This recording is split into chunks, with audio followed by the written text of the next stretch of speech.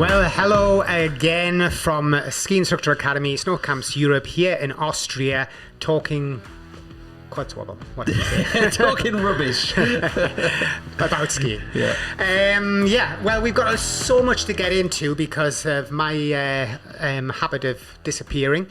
And today, Andy, have you got any topic you want to bring to the head?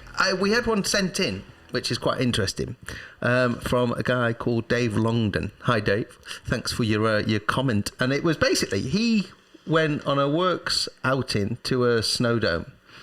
And because everybody chose they wanted to snowboard, David's perception is that snowboarding is killing skiing.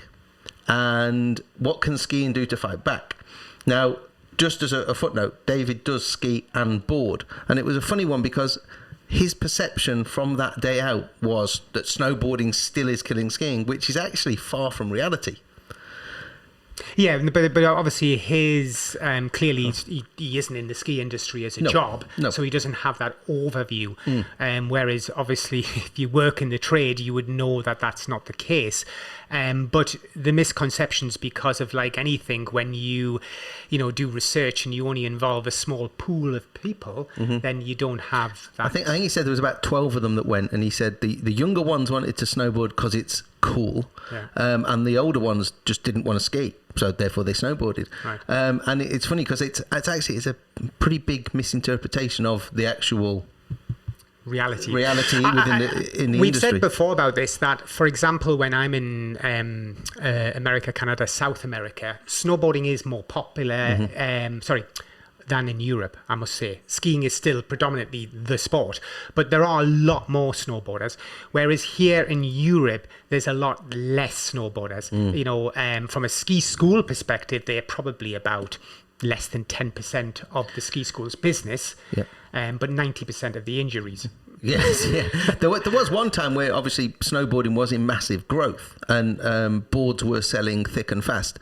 But I think the last thing I saw, and this was a year or two ago, was that skis are now selling 10 to 1. So for every 10 pair of skis, one board will be sold. And I can confirm that because I know from working together with our sponsors, when you look at how many skis they're pushing out compared with our snowboards, I know the facts and figures, and I can confirm that even in that shop particular, it would be 20 to 1. Yeah, but also with the courses, if someone comes to you and says, I want to be a snowboard instructor, you guys instantly say, well, you're going to need to be a ski teacher and be a snowboard teacher, or you're not going to get a season's work unless you go to a very specialist snowboard school in a certain area where you'll probably get a season work of snowboarding. Yeah. But other than that, within a normal ski school. I mean, without pushing people, like you're saying, we try to encourage people to ski a bit. If I just look at the figures for currently in first week of September, from over 250 people, I can see that only 50 of them want to snowboard, and only 10 of them are actually snowboard only. The other 40 are dual, actually. I wanted to do ski and board, both, which is great. When people want to do both things, it is super. But there may be reasons why that happened on Dave's event, for example, because it may even be something to do with who was giving out the equipment that day. There might have been snowboarder, and they might have been saying, it's easier to start with. You might as well get on with it. It's easier, which is not true. There might be reasons that they were given why they did it. I doubt, or some controlling person in the group who's quite dominant, if there was one person who was a snowboarder. Yeah, and he was dominantly pushing people. He may have encouraged people to do that. And don't get us wrong. I mean, we don't care if somebody snowboards or skis or telemarks or whatever they want to do. I really don't. It doesn't bother me either way. I have nothing with this snowboard versus skiing on the pistes you see a lot about. I have no interest in that at all, where we understand that there are sometimes some political factors that make people get angry with skiers or angry with snowboarders. But I think what's happened in the industry is that when skiing got more trendy from the twin tips, from the park and stuff, I personally like to watch, when I see the X Games, I prefer watching the skiers doing their tricks than the boarders doing their tricks. But, as a lot of boarders tend to be skateboarders as well, for example, they migrate to the snowboard first. Makes sense. Yeah, I think, and so Dave, one of Dave's comments was how can skiing fight back? And I think skiing already did fight back, because there was a mass exodus of skiers. I've got friends who were racers who then spent several years on snowboards, but once the wider skis came out, once the twin tips came out, once the new school skis arrived, they came back off their snowboards and realised that skiing gave them more freedom than the freedom the board gave them for so many years.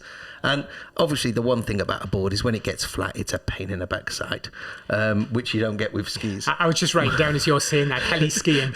Yeah. I hate heli skiing with snowboarders because they do get stuck in certain dips, and you can lose 2 runs on the helicopter because they're constantly having to take the board off and track their way out, and you try and pull them out. It can be a nightmare.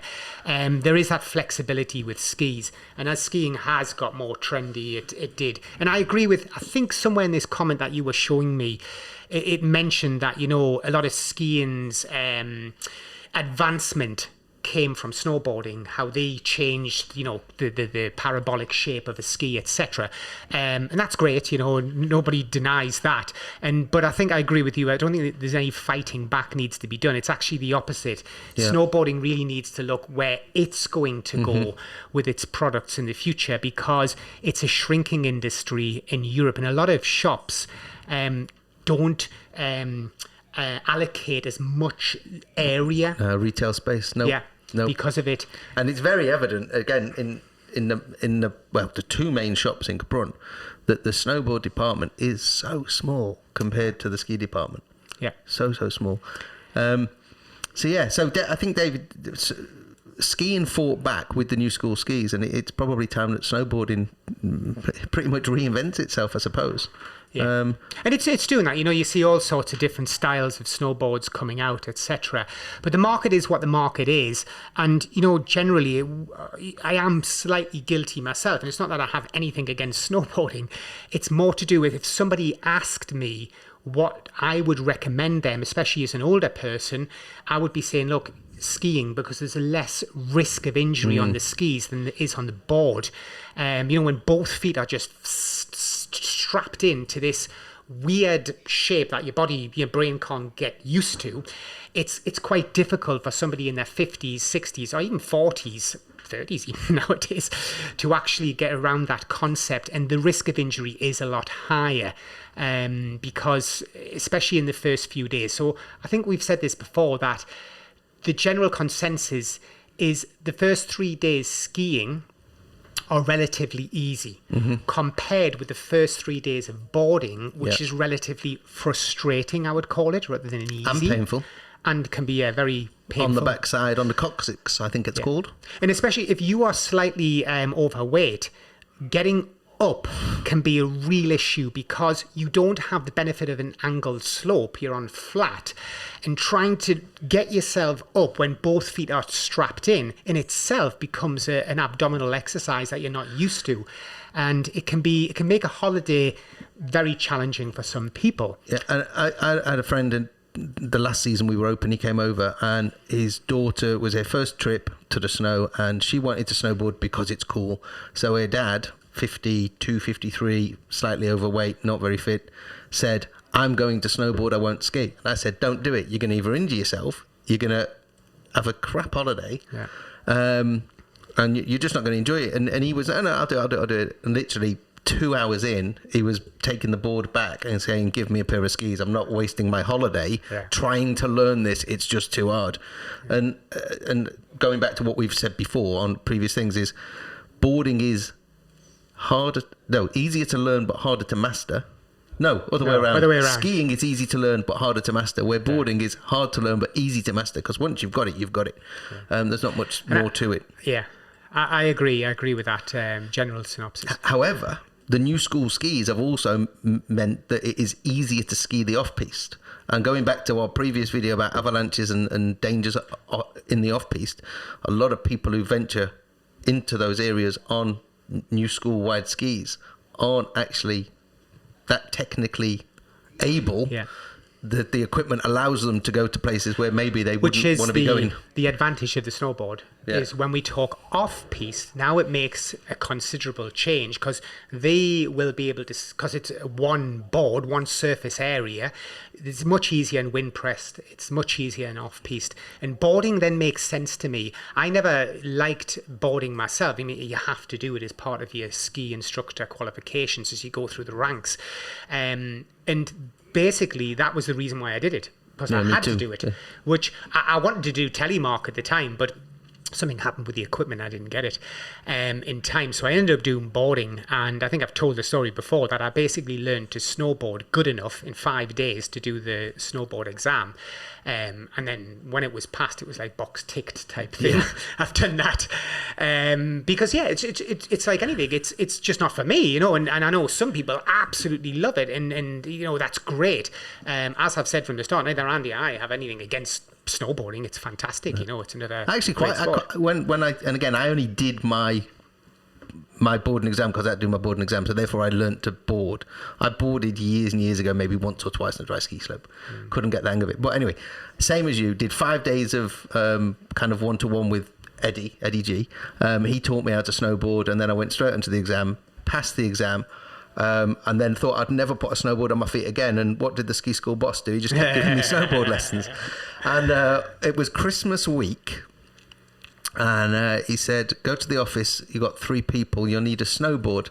And I arrived and there was there's 2 guys similar age to me and then their son, and they were all established snowboarders. They all had gherkins and bananas and whatnot, and we were in the lift going up the glacier.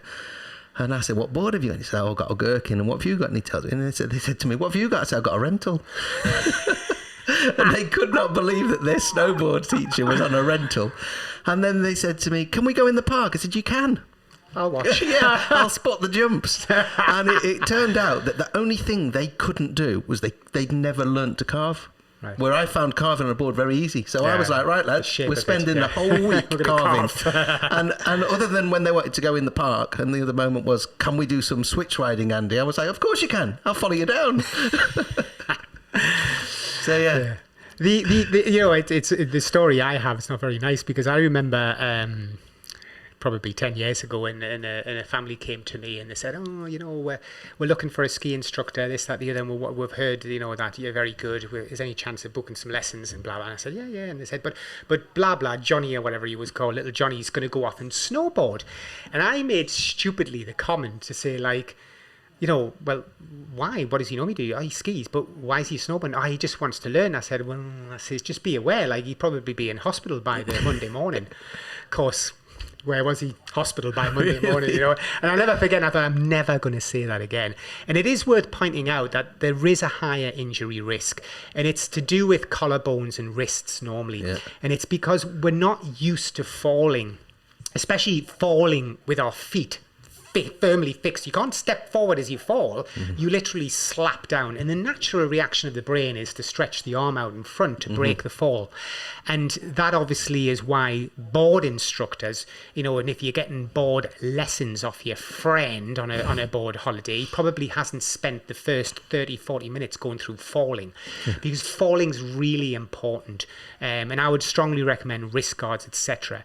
But I must point out, unless you also are this very sporty person as you get older, don't do boarding, because it requires you to be more robust, to have more mobility, flexibility, stability at the start, because you are just landing a lot of the time, catching edges and things. So I would say, look, you are safer doing skiing, and that's nothing against boarders, and I'm not trying to take money away from their industry, absolutely not. I understand it is cool, but if I was recommending a friend, that's where I would be. Yeah, absolutely. Good stuff. So Dave, hopefully that gives you a little bit of an idea of the current industry situation with skiing and snowboarding. And yeah, keep the questions and comments coming. Bye for now. See you on the next one.